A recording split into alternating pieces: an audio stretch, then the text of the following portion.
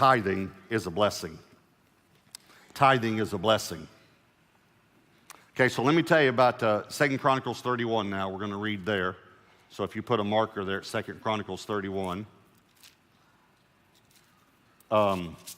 Hezekiah one day is reading the scriptures, and he sees these verses about tithing. And they're in an economic recession. And he realizes we're under a curse, the whole nation, because we're not tithing. We're stealing from God. So that's where we pick up this story, 2 Chronicles 31, verse 4. Moreover, he commanded the people who dwelt in Jerusalem to contribute support for the priests and the Levites, that they might devote themselves to the law of the Lord. Now, just stop for just a moment. Remember, Malachi said, bring the tithe in the storehouse that there may be food in my house. And again, they were talking about natural food, but think about it today, spiritual food. Okay, so let me ask you a question. Let me just put it in talking about food here. Let me give you an analogy. Would any of you here go to a restaurant, eat a meal, and then leave without paying for it? Any of you?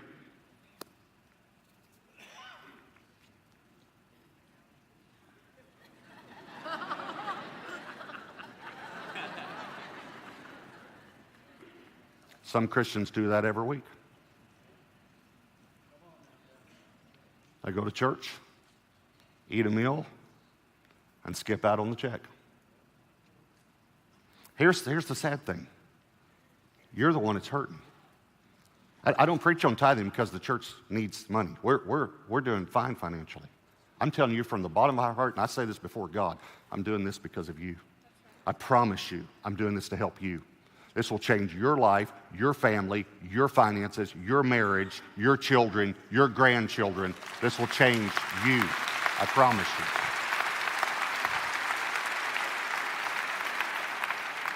All right, so he says, everyone needs to bring the tithe to the house of God. Now, look at verse 5. As soon as the commandment was circulated, the children of Israel brought in abundance the first fruits. Again, I'll show you next week how that relates to the tithe. Of grain and wine, oil and honey, and of all the produce of the field, and they brought in abundantly the tithe of everything. There it is right there, showing you it's the tithe. And the children of Israel and Judah who dwelt in the cities of Judah brought the tithe of oxen and sheep. Also the tithe of holy things which were consecrated to the Lord their God, they laid in heaps. In the 3rd month they began laying them in heaps, and they finished in the 7th month. Now these months relate to the harvest, okay? And when Hezekiah and the leaders came and saw the heaps, they blessed the Lord and his people Israel. Then Hezekiah questioned the priests and the Levites concerning the heaps. And Azariah, the chief priest from the house of Zadok, answered him and said, since the people began to bring the offerings into the house of the Lord, again, the tithe always goes to the house of God, we have had enough to eat and have plenty left, for the Lord has blessed his people. And what is left is this great abundance. Okay, here's what happens.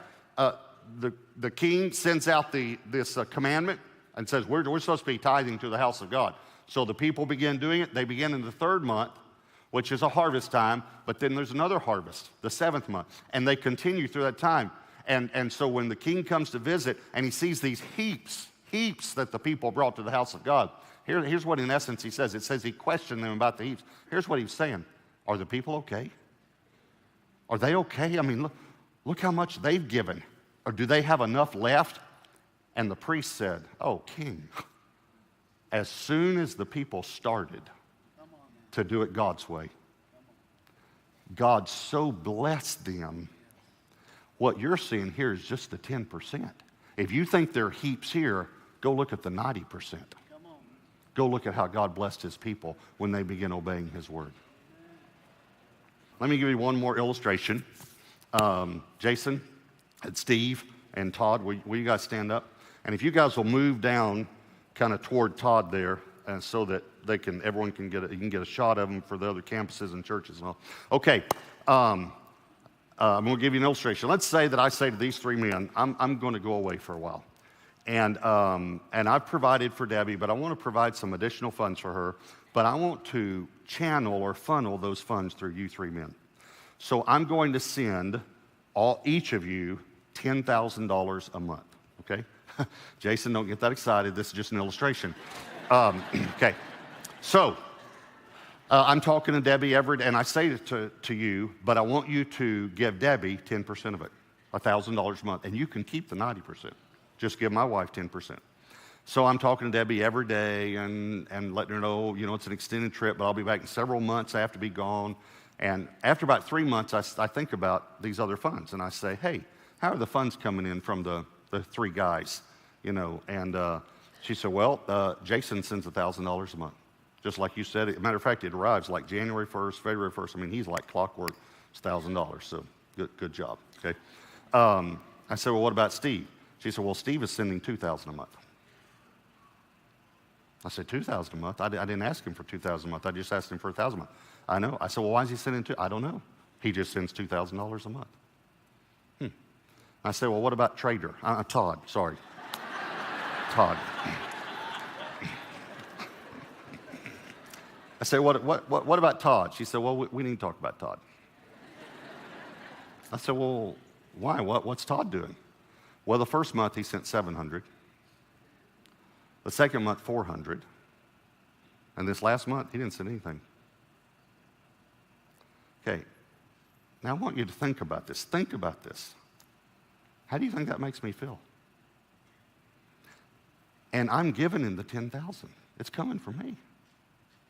And I just asked him for 10% for my wife.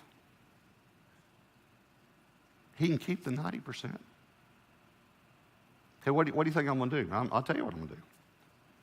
I'm not going to send him any more money because he's proven to me he can't be trusted. And I'm going to take what I'm giving him and I'm going to give it to Steve and Jason because they've proven they can be trusted. Okay, you guys can sit down. Okay, now think about this. Jesus said, I'm going away for a while. Is that right? I'm going away, but I'm coming back. But while I'm gone, I want you to take care of my wife. 10%. You can keep the 90. Let me just remind you, is the church the bride of Christ? Yes. Okay, listen to me very carefully.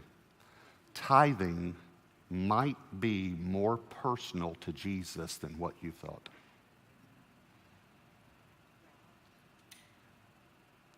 Because it's his wife.